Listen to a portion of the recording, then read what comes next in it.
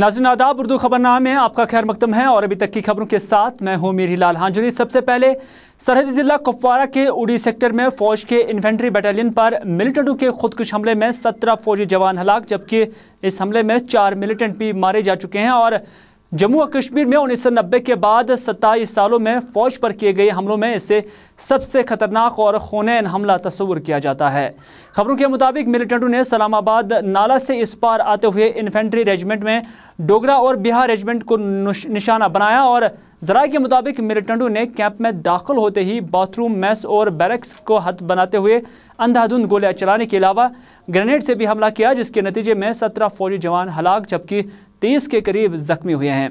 जख्मी जवानों में 12 जख्मियों की हालत तशवीशनाक बताई जाती है। ये वाक़ा आज सुबह तकरीबन 5:30 बजे पेश आया और वाक़े की हसासियत को देखते हुए यहाँ न सिर्फ फ़ौज को मुतहरिक किया गया बल्कि मिलिटेंटों को मारने के लिए हेलीकॉप्टरों का भी इस्तेमाल किया गया। सरहदी ज़िला उड़ी सेक्टर में पिछले 10 महीनों में इससे छठा बड़ा हमला तस्वुर किया जाता है और साल 2014 में इस सेक्टर में एक खुदकुश हमला हुआ था, जिस दौरान मेहरा कैंप में बड़ा जानी नुकसान भी हुआ था। और कुछ ही दिन पहले पुंछ में भी मिलिटेंटों ने हमला किया था और इस तरह से जम्मू कश्मीर में अब मिलिटेंट सरगर्मियों में तेज़ी आई है। उधर ज़ख्मी फ़ौजियों को 92 बेस अस्पताल बादामी बाग मुंतकिल किया गया, जहां फ़ौजी डॉक्टरों के अलावा सिक्किम सौरा से एक डॉक्टरों की खुसूसी टीम को तलब किया गया जो मज़कूरा फ़ौजी जवानों का इलाज मुआवजा कर रहे हैं। इस हवाले से फ़ौज की दरख्वास्त पर सिक्किम सौरा के स्पेशलिस्ट डॉक्टरों बशमूल CVTS सर्जनों की खिदमात भी हासिल की गई हैं। दरियासना उड़ी में किए गए खुदकुश हमले पर वज़ीर-ए-आज़म नरेंद्र मोदी और जम्मू कश्मीर की वज़ीर आला महबूबा मुफ्ती ने मज़म्मत की है और वज़ीर-ए-आज़म नरेंद्र मोदी ने कहा कि जिन्होंने उड़ी में इस मिलिटेंट हमले को अंजाम दिया है उन्हें सज़ा के बगैर नहीं छोड़ा जाएगा। वज़ीर-ए-आज़म ने कहा कि उन्होंने हमले की निस्बत वज़ीर दाखिला और वज़ीर दिफा के साथ भी बात की हुई है। इधर उड़ी में खुदकुश हमले के हवाले से मीडिया को जानकारी देते हुए डायरेक्टर जनरल मिलिट्री ऑपरेशंस ने कहा कि इस हमले के पीछे गैर मुल्की मिलिटेंटों का हाथ है जिनका ताल्लुक जैश मोहम्मद मिलिटेंट तंजीम से है। उन्होंने जाई वाक़ा से भारी मकदार में असला और गोला बारूद भी बरामद करने का दावा किया है। इधर ज़राए के मुताबिक DGMO lieutenant general Ranbir Singh ने उड़ी हमले को अपनी पाकिस्तानी हम मनसब से उठाते हुए जाई वाक़ा से बरामद हुए सामान पर पाकिस्तान के मार्क पाने पर तशवीश का भी इजहार किया। A group of heavily armed terrorists, they opened fire on an administrative base of one of the units of Indian Army located at Uri in Kashmir at 5:30 early this morning. The firefight between the terrorists and Indian Army continued till approximately 8:30 in the morning. During this firefight, all 4 terrorists have been killed by the Indian Army. The killed terrorists, they were all foreign terrorists, and as per the initial reports, they belong to Jaish-e-Mohammed Tanzim. Along with the terrorists, we recovered 4 AK-47 rifles, 4 underbarrel grenade launchers, a large number of grenades and other warlike stores. As far as the operation is concerned, the terrorists, they opened fire with incendiary ammunition along with the automatic fire of small arms. This led to the tents and some temporary shelters located inside the army camp catching fire. There were additional troops located in the administrative base at Uri, which was because of the routine turnover of units as a part of the normal relief program. There have been a total of 17 army fatal casualties.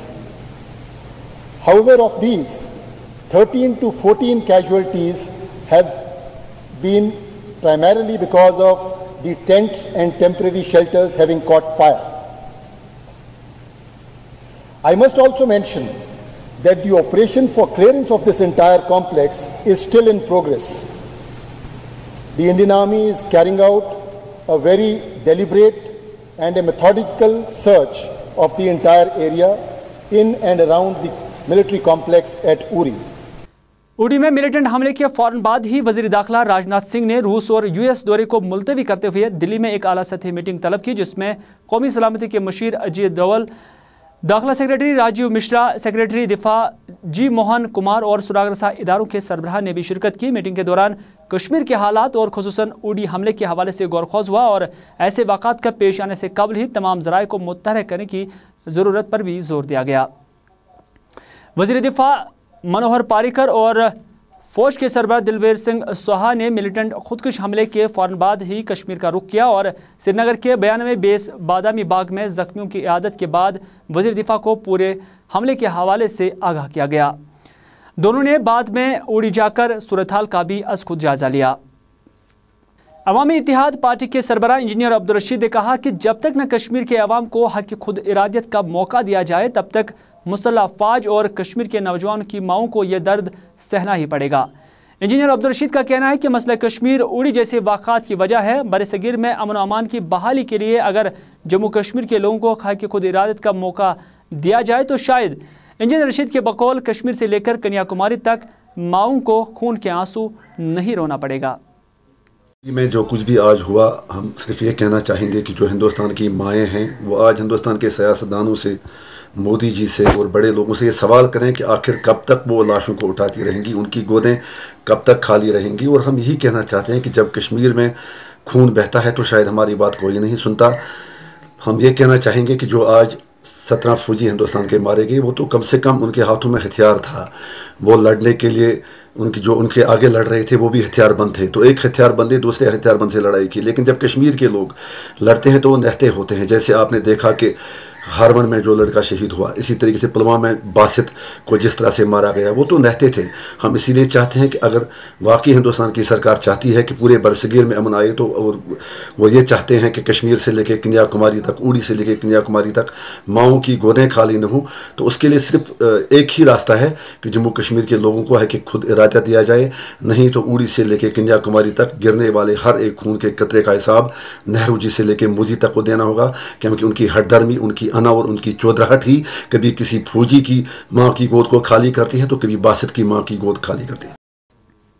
इधर Congress party के senior leader और साबिका मरकजी वजीर professor Saifuddin सोज ने कहा कि सभी हिंद नवाज जमातों को चाहे कि वह मौजूदा हालात को देखते हुए मुत्तहिदा स्टैंड ले। अपने एक बयान में सोज ने कहा कि ये एक नाजुक मोड़ है और इस मोड़ पर मेन स्ट्रीम जमातों बशमूल PDP, कांग्रेस, NC, PDF और CPIM को कश्मीर के मामले पर अपना मौक़िफ़ वाज़ेह और साफ करते हुए पाकिस्तान, हिंदुस्तान और हुर्रियत जैसे सभी फरीकीन को ये बता देना चाहिए कि मौजूदा हालात में क्या कुछ किया जा सकता है। सोज ने कहा कि उन्होंने मौजूदा सूरत हाल को लेकर 2 गलतियां की हैं। एक, उन्होंने कुल जमाती वफद की कश्मीर आमद के दौरान राजनाथ सिंह के नैरेटिव को मुज़ाकरात के लिए साजगार बताया था, और दूसरा ये कि जब उन्हें राम माधव के बयान को सुनकर ये लगा कि RSS और BJP कश्मीर के मामले पर फिक्रमंद है, तो ये 2 गलतियाँ उन्होंने इस सूरत हाल के दौरान की हैं। कांग्रेस पार्टी के सीनियर लीडर गुलाम नबी आज़ाद ने जहां उड़ी वाक़े पर अफसोस का इजहार किया, वहीं पर गुलाम नबी आज़ाद और डिफेंस एक्सपर्ट कमर आगा ने इस वाक़े पर क्या कहा, आइए देखते हैं। समय में पूरा भारत देश, पूरे देश की जनता आर्मी के साथ है और उन शहीदों को श्रद्धांजलि देने में शामिल है। और इससे जो नुकसान है हुआ है उसे पूरा तो नहीं किया जा सकता है, लेकिन हमें और हिम्मत से और बहादुरी से और दिलहरी से जो आतंकवादी पाकिस्तान से आते हैं उनका मुकाबला करना होगा और डट के मुकाबला करना होगा। और उनको एक दफ़ा ये दिखाना होगा कि 17 आर्मी के जवान मारने से हमारा मनोबल गिर नहीं सकता है। मैं अपनी तरफ से, पार्टी की तरफ से इन 17 हमारे जवानों को श्रद्धांजलि अर्पित करता हूं और उनके परिवार के साथ अपनी पूरी सहानुभूति जाहिर करता हूं। इन नौजवानों ने हमेशा राष्ट्र की एकता और अखंडता के लिए बड़ी सुप्रीम सेक्रीफाइस दी है, कुर्बानी दी है। और 1947 से लेकर आज तक जम्मू कश्मीर में और नॉर्थ ईस्टर्न एरियाज़ में, चाहे जंग हो या न हो, उसके अलावा भी ये हमारे देश की एकता और अखंडता के लिए कुर्बानियाँ देते रहे हैं। उनके लिए देश हमेशा उनका ऋणी रहेगा। देखिए, ये बहुत ही सीरियस मामला है और ये दूसरा बड़ा अटैक है चंद महीनों के अंदर। पहले इन्होंने पठानकोट पे किया, एयर हेडक्वार्टर पे, अब ये आर्मी के हेडक्वार्टर के ऊपर कर रहे हैं। जान के इस तरह के प्लानिंग है और इस तरह के जो इशू होते हैं या सुसाइड अटैक्स होते हैं, उनकी काफ़ी समय से प्लानिंग होती है और इन प्लानिंग में ये संभव नहीं हो सकते कि जब तक कि इन्हें किसी दूसरे देश की यानी पाकिस्तान की ISI की सपोर्ट हासिल ना हो। इसलिए इस तरह के ऑपरेशन में मिनट टू मिनट उनको गाइडेंस मिलती है, उनको बताया जाता है कि किस तरह करना है, कहाँ जाना है। इसलिए कि उन लोगों के पास इसके मैप भी होते हैं बेसिस के और वो इस तरह से उनको गाइड करते हैं और फिर पहले से आतंकवादियों को भेज दिया जाता है, इन्फिल्ट्रेट किया जाता है। उनको स्लीपर सेल्स होते हैं उनके, ये लोग पहले से आ जाते हैं। ये सोच लीजिए कि ये बहुत अंदर तक या कोई बड़ी क्षति या मिलिट्री बेस को नहीं पहुंचा पाएंगे। ये जो होते हैं ये पब्लिसिटी स्टंट्स होते हैं ताकि अंतर्राष्ट्रीय समुदाय में कश्मीर को वो न्यूज़ बनाए रहें। और इस समय इसलिए भी ज़्यादा हो रहे हैं क्योंकि यूनाइटेड नेशन जनरल असेंबली का इजलास चल रहा है, तो उसमें न्यूज़ बनाने के लिए ये लोग करते हैं। और ये गेट और गेट के आसपास ही रहेंगे, वहीं पे इनको कंटेन कर लिया जाएगा या थोड़ा से अंदर चले जाएंगे लोग के। लेकिन ये कि ये सोचा जाए कि ये कोई बड़ी क्षति कर देंगे, पहुंचा देंगे भारत की सेना को, या इस किस्म की कोई बात नहीं है।